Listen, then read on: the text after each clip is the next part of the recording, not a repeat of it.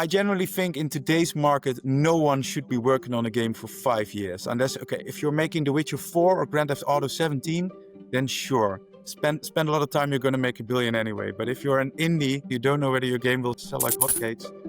Don't spend 5 years. Be more impatient. Make something smaller that you actually finish. Accept your choices and just finish it in 2 years, not in 5. So the person you just saw is Joost. That's the founder of Galaxy Grove, the game studio behind Station to Station and the newly released Town to City. Galaxy Grove has a very cool approach to production. They've managed to stay within budget and on time with their games and are now scaling their team to over 20 people in just 2 years. So I asked Joost to share all his secrets with me, how they define milestones, how they set scope, how they deal with delegation in their team, how they decide which features to keep and which to scrape. We go over all the processes that help Galaxy Grove stay within budget and on time. He also shared what he would have liked to know starting out, so maybe this advice will help some of you watching this. All right, let's go. Love to get started a bit with your studio goals. I read that you outlined kind of a list of goals for Galaxy Grove, which amongst others included staying within budget, meeting deadlines, yearly releases, multiple teams in parallel, and no crunch. Mm-hmm. What made you decide to be so explicit about these from the beginning? And how did that help you with the success of those goals? Right. Well, I was previously co-founder of Ronimo Games, and Ronimo was what we call a lifestyle business. That means that it's a company that's not necessarily intended to be super successful financially, but the goal is just, we want to make awesome games. We need a company to be able to make awesome games. As long as we can make awesome games, we're happy. So at least when I was at Ronimo, we were never very ambitious on the business side. We just wanted to make awesome games. We were successful at that. We made Awesome Notes, which was a huge hit and is still being played today, 13 years later. So that's very proud of that. It was very cool. But at some point, I realized that I thought it would be fun to also be ambitious on the business side for once. So I figured, okay, I'm going to leave Ronimo, start a new thing where I'm a solo boss, because Ronimo had 7 founders, and where I was going to be much more serious about the business and about building a successful company and not just building great games. And that was also, and so I thought a lot about, okay, how does one do that? What does that mean in today's games industry? And well, one thing I had noticed at Ronimo is that whenever we were finished with the game, we were always like, okay, what are we going to do next? We have a team of 15 people. We have not decided what we're doing next. And that period of needing a quick decision on what to build next with a big team where everyone wants to be involved, that's super stressful. And super expensive. You have all these people for a process that works better with just 2 people, and everyone else is just, well, you got to keep them busy as well. So I figured that I wanted to have multiple teams so that one team can get started on a game while the other team is finishing a different game. So you have a big team and a big production team and a small pre-production team. So that was one aspect of it. Another aspect is that the games industry right now is super competitive. It's super hard to make something that's successful. It's hard to make a great game. That's always hard, but that's something you can control in a sense. Like that depends on yourself only. But having a successful game, it involves a lot of luck, and that means that if you make one game every 3 years, then you need to be super lucky because that one game needs to be successful. But if you make games quicker, you can release something every year, then you get 3 times as many rolls of the dice. And then the chances of being successful are way bigger. And I guess it's also just a matter of impatience. I have way too many ideas that I want to do something with. Plus just the prospect of working something for 3, 4, 5 years before it releases, as a lot of studios do. I somehow just don't have the patience for that. I want to make something quicker. So the whole plan came from this puzzling with, okay, what is the market like today, and how can I make a company that's more financially sustainable than Ronimo was? So Ronimo did go bankrupt in the end, and we had several moments in the years before that. Like in the 13 years I was there, we nearly went bankrupt 3 times. And we never concluded that we were doing it wrong. But in retrospect, I think if that happens 3 times, then you should change something instead of just being, woo, we survived again. So one of that change was to set more ambitious goals, let's say. I read that Station to Station hit at least 3 of those goals, like great game, on time and within budget. What had to be true in that process to actually deliver this time around on those things? To me, the most important thing in achieving these is having very strong focus and being very sharp on scope. To make a game quickly, you need to not try 100 different things before you decide what you're doing, because that takes a lot of time. In the past, I would, if it was like, is this a great idea or is this a great idea? I don't know. Let's prototype them both and then choose. And I've switched to, let's just pick the one that feels best. And if it turns out to suck, then we try the other one then. That saves that kind of mindset saves an enormous amount of time. It does mean that occasionally you choose the wrong one and you don't know it, because it's like, okay, this is okay, we'll continue with this. Well, the other thing could have been great. I won't know because I'm not building them both. But yeah, doing everything twice just costs a lot of time. And when I say being sharp on scope, we make a time-boxed milestone schedule when we go from pre-production to production. Then we sign with the publisher. The publisher needs a milestone schedule. And my approach to milestone schedule is that I time-box features. So say, okay, we have this feature that we need, like growing cities in station to station.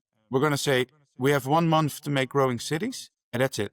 And then when we get to that month where we need to make that, then we're going to look at the feature and be like, okay, what can we achieve in a month? And we keep it as simple or as extensive as fits within a month. And if during the month we find out, okay, this is too complex, we're not meeting it, but then we cut some stuff along the way, and then we just try to finish what we can within a month. And in many cases that just works. But in some cases you end up with, okay, the month is finished, the feature is not good enough yet for shipping, and then, well, you know that happened. So then I look at the rest of the schedule and I'm like, okay, that means that we need more time for this somewhere. So some other feature needs to go. So at the end of every milestone, I look at the remainder of the milestone schedule and I wonder, do I need to kill something? And I'm super open about this with the publishers. So publishers actually go along with this. As long as we are delivering something great, they're okay with some feature down the line in the milestone schedule being scrapped. And the combination of these things has helped us achieve this goal of being within time, within budget, and without crunch. I find that very impressive because like sticking to time is so hard, especially because there's always something unexpected that will happen, like a feature won't work or just things taking longer or something else unexpected just pops up. But it's interesting that you approach it with like, okay, what do we scrape but still stick to the plan? How do you on first hand build kind of or decide on these milestones to make sure that you adhere to this goal? Well, I start by working backwards. Well, actually, I start at a different spot still. I start based on intuition and experience, making a guess like, I feel like this many people for this long, we should be able to make a great game in that amount of time. So that's kind of just intuition. And then that tells me a budget, because I know what people cost every month and I know how many people for how many months. And that's basically almost the entire budget for a game. And then I do a market analysis and I look at other games in the field that we're making. I throw away the ones that completely fail to sell, but I also throw away the biggest hits, because biggest hits require so much luck, we cannot plan for that. And then I look at, okay, what's left? How much money are these games making? And then that's kind of the expected amount of money. Like if it does okay, but it's not a hit. And the amount of money that makes needs to be twice as much as the budget that I have for the game. Because then if a publisher signs it, they have additional costs on top of the development budget. And then like in an average case, game does okay, they have a small profit. And I find that this fits with how publishers think. Of course, they all have their own internal processes and I'm not a publisher. But so far I find that this fits with how they think. So if these two match, then we have a budget that's apparently realistic in today's market. If they don't match, then I need to either not make this game or adjust the budget, try to come up with a budget that does fit. So that's my starting point. That tells me, that's kind of defines scope, because then I know how many people will work on it for how long. Of course, then the really big challenge is, how do we go from we have this many people, this much time to, and then that means that we have these features. That's a huge guess. I'm really terrible at guessing that. So I accept from the start that my guess will be wrong. That's why there's this, after every milestone, think about how far along are we and do we need to scrap some things? And indeed, both station to station and town to city were way bigger on paper when I signed with the publisher than what we ended up with. So it's not that my estimate is actually great. It's that I change the plans all the time based on that I find out that my estimate was wrong again. So when I say the game is finished on time and within budget, I don't mean we made all the features we promised, because we don't. I mean, we delivered a game that fits the initial pitch well enough, and that's fun to play. It's a very long story, and I'm finally getting towards the bit of how do we fill in the milestone bits. I then work backwards, because now I know my release date. And then, okay, we need, 3 months of only bug fixing. Okay, so then I have a clear milestone already. This is where we need to be, where everything needs to be in. We probably need a demo. We need a look at the Steam Next Fest schedule, and I can say, okay, this is when the demo needs to go live. Then 3 months before that, we need to have a feature complete demo so that we have time to polish the demo. And that's usually already halfway through the production phase of development. Because we have these relatively short development periods of about a year of production and a year of pre-production. And then from there, I can fill in a lot of blanks, because if halfway through we need a demo, okay, what's in the demo? Okay, then I try to split that over the milestones towards that. And kind of go from there, and just filling in the blanks. And there's marketing bits that come in. Okay, if there's a demo, then we need to have a trailer 3 months before, an announcement trailer, like 3 months before the demo launches, or 5 months or whatever. Yeah, but if we need an announcement trailer, then we need to be able to capture it 2 months before that. Oh, but then we need all these graphics features before then. And it kind of starts filling itself in. You said that you do kind of go bit by bit or milestone by milestone and then shift gears if need be. That doesn't mean, though, that the whole, I guess, scope is changed, right? Because if you're going backwards, that means it's already outlined. So I suppose it's more like a certain direction is changed, or how does that work? Well, the changing scope is mostly done while we're working on the game. So that happens like, okay, we finished the milestone. Some aspects are not as great as we had wanted them to be at this stage. So we know we need more time for them later on. And then we just look at the rest of the milestone schedule and look at what's most feasible to cut without just losing too much of the game. Those are major features. For Town to City, the initial plan was that the overworld map would have 5 cities, and we launched with 2. So that's a big scope change. At the same time, during development, we found out that a single city is fun much longer to play. So the number of hours of playtime is actually similar to what I pitched initially. But we did go from 5 cities to 2 cities, and each of the 5 cities was going to have their own unique mechanics. And we ended up implementing only farming of those. So we had a few others. One of the others is coming later on during early access. It's not announced yet what it is. And one of the others was undecided, and one of the others is just cancelled, not doing it at all. So it is a major change in scope. How do you decide actually what to cut then? Because I assume that there's also things that maybe it's more of an emotional decision, like you're super excited to build that. Maybe the team is also excited to build that, but then, I don't know, you need to meet deadlines and you need to scrap certain things. So how do you decide what is going to be scrapped and what actually needs to stay in? Right. Well, that's a conversation with the team and with the publisher. And yeah, we just chat about what are the most important things in the game and what does everyone think sells the game most. I look at it from the game needs to be fun enough, but we also need to keep the things that help sell the game. Certain features are great from a gameplay perspective, but you can't show them in a trailer. So then they lose priority based on that. Other features are required for a fun game, so they are high priority because of that, regardless of whether you can show them. And the initial milestone schedule always already works from important to less important. So at the start, we're already like, okay, this one mechanic for this one city is like, it'd be a great game if we don't have it. It would be cool, but it'll still be great. So that's near the end. So in a sense, in the milestone schedule, I just look at what's the last major feature in the list, and that's already a great starting point for what to cut. And yeah, it's always painful, and the team never likes cutting features. The publishers turn out to care a little bit less because they have so many issues with games getting delayed that they'd rather have us deliver a high-quality, smaller game than having yet another game that releases 1 year later than what they signed up for initially. So in my experience, the publishers we worked with so far, Prismatica and Quali, were very cooperative in this. And something I've learned at Ronimo. At Ronimo, we were an extremely democratic company. We wanted to keep everyone happy. We wanted to keep everyone involved. And I do think it's important to keep everyone happy. But what I've learned is that if you take that too far, then you strike. Then you can sometimes strike poor compromises. Then you're actually not making anyone happy. And it turns out that if, as a studio leader, you're very clear on, hey, we can keep this feature, but then we're either crunching or we're going over budget, and we have a risk of the studio going bankrupt when the game launches.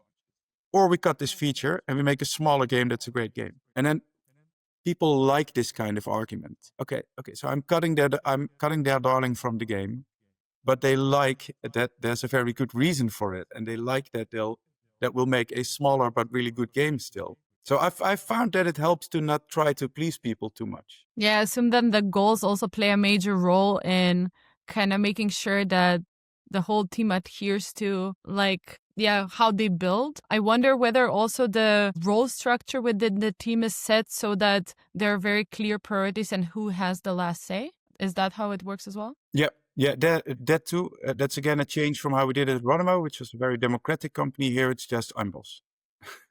And As the studio grows, I'm not going to be boss on as many topics anymore, because of course we need to split that over the team. We're soon getting started on a new game, and um, a colleague of mine, Jordi, is going to be game director on that game. So then he's going to be boss, and I should interfere as little as possible, which is a challenge for me.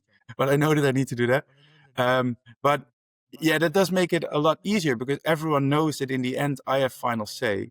And then my job is to make sure that I truly involve everyone. If there's a hard decision coming up, then I need to tell the team, hey, this hard decision is coming up. What are your thoughts? What would you want to do? And hear what everyone says, and then try to find a great plan that takes into account all the arguments, but also takes into account studio finances, which is something that the team doesn't take into account as much. And then after I've made a decision, I need to explain it well. Sometimes I make a decision that everyone in the team disagrees with, but then I need to go to them and explain to them, okay, you wanted this, but I decided not to because of this, and this reason. And then hopefully they understand. I'm also wondering, so you've built station to station first. Are there any production processes or how you manage the project that are different now to town to city? Are there any lessons that you then took from how you did it for the first game and now going into the second, that you're kind of shifting gear?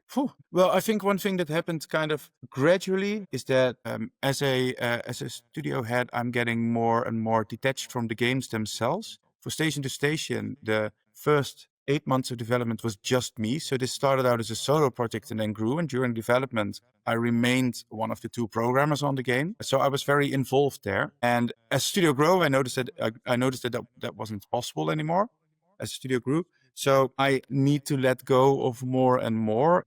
With Town to City, that also means that in a lot of cases, the team makes a lot of the decisions, and I'm like, okay, you know more about this than I do, so I'm just going to go along with your decisions on this. While on Station to Station, I was much more involved with all the decisions, and that's something that I decided at the end of Station to Station, because I realized I couldn't keep up with it, with doing it the way I did. So the team has a lot more responsibility than they had during Station to Station. How does it work actually right now? So you have 2 teams working in parallel. What's the team structure? Do they sometimes overlap, or do people change from project to project? How does it work when having, like, I guess, one team working on 2 projects? Yeah, so the designers and programmers on a game are permanently on a single game. They don't move to the other game. They might do a playtest and then share their thoughts or something like that, but they're permanently on one game. And the art team moves around between projects. And we're actually, right now, we are 2 teams. We are the Town to City team, and we have another game that's in production. Actually, tomorrow, a new team is spinning up for a future game. And later this year, yet another team. That's why we're growing the studio. So there will be 4 teams, and then it'll still be that the designers and programmers are permanently on a single project, and the artists move around between projects. And at some point, one project winds down because it's finished, and another project scales up because it moves from pre-production to production. So then designers and coders move to a different game, but then they're permanently on that game.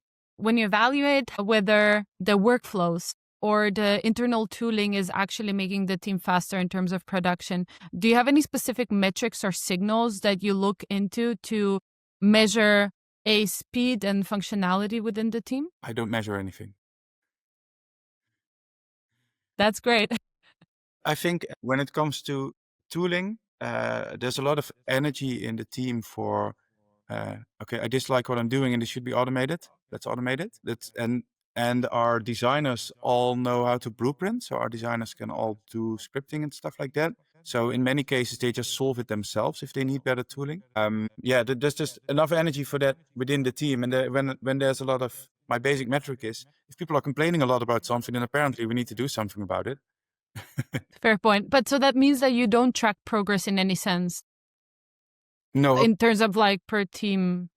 Our progress checking is purely in terms of, are we meeting the milestone schedule? Well, during pre-production, we don't have a milestone schedule yet, but then we do have a target for when we want to have a pitchable prototype. But then we do look at, hey, how are we getting closer to that? And are we getting closer fast enough? But it's more an intuition thing than anything else. We don't track any kind of numbers on production. Fair enough. Can you tell me a bit about what made you decide to use Codex for your project management? Well, at my previous studio, I had used Jira, and I actually kind of liked it myself, but I noticed that especially artists hated it with a passion. And it does feel like a programmer's tool. So At the new studio, when I hired a producer, she wanted to investigate what to use. And I thought, yeah, it's a good idea to not just automatically use what I already know, what's kind of the industry standard. And she found Codex. And we tried it. And we're like, oh, this feels nice. And yeah, we just started using it based on that. And we were like, okay, we'll just try this for a while, see what happens. And yeah, we kept liking it. So we're still using it. And I think it's nice that it has this more, it pretends to be a card game. It is, of course, not a card game. In the end, it is a management tool and everyone knows that. But the fact that it at least tries to pretend that it is makes it a lot less boring than Jira, which pretends to be a very slow spreadsheet. And that's super practical, but it's just very not joyful. Any functionalities that really bring value to you from Codex in terms of project management? Yeah, I think to me, the biggest value is that if you just look at what's assigned to a certain person, then you get these cards and they have these little images on them. And the fact that there's a limited amount of text that fits on the card forces people to make a summary that's very few words. And then when you look at this overview, then that's actually a very quick way of seeing how much work there is. And it makes these rows per priority. So we can immediately say, oh, these items are top priority, these are mid priority. Oh, I actually don't agree with that. And just drag a card to the other category. To me, the main value is that this kind of overviews is just really nice and it's not overwhelming. It's not a spreadsheet. Okay, I have two last general questions. So the first one is, what's the biggest project management mistake you see indie studios make or that you've made early on that you kind of, if you could have gone back, you would have done different, or you would give the advice for somebody to not do it? Right. Well, I think the biggest mistake when it comes to project management are actually more about creative direction and being able to be harsh on yourself and accepting things. And I think one of the biggest mistakes in that sense in my career was I have two different ones in my head. I need to choose which I'm going to say. I think a common mistake that I see is that when you're working on a game, you realize that something could be better, and then not being able to say, well, it could be, but we're not doing it. During one of the games I worked on in the past, there was one point where we're like, oh, we have a cooler visual style. We could make a cooler visual style, but we had already made a lot of assets, and we decided to do it. We decided to just throw away a lot of assets and remake them in a different style. And looking back, I'm like, no. Just accept that this is the style you chose and make the game with that. You don't even know whether that cooler style will resonate better with audiences. I can imagine if you already have hard data that no one likes your trailer, then sure. But if you haven't even shown it publicly yet, then you don't even know whether it'll be better. So just accept that you had a better idea, put the better idea in the fridge, leave it there, and maybe you'll like it later on for your next game. I think that's something that thing of, I know something better, but I'm not going to do it. That's hard. And that makes such a big difference being able to do that. If somebody watching this could implement only one thing from how Galaxy Grove operates, what would you recommend and what would have the highest impact maybe on their production? Impatience. I generally think in today's market, no one should be working on a game for 5 years. Unless, okay, if you're making The Witcher 4 or Grand Theft Auto 17, then sure. Spend a lot of time, you're going to make $1 billion anyway. But if you're an indie and you're not making the next Hollow Knight, you don't have a giant fan base, you don't know whether your game will sell like hotcakes, don't spend 5 years. Be more impatient. Make something smaller that you actually finish. Accept your choices and just finish it in 2 years, not in 5. Move fast, test fast, accept your mistakes, fix what you can, but accept that you're not fixing everything. Just fix it in your next game. Whoa, you finished the whole video. That's so cool. Now subscribe quickly. Put like a little comment over there, like it, and a little fairy will come at night and reward you with a lot of karma.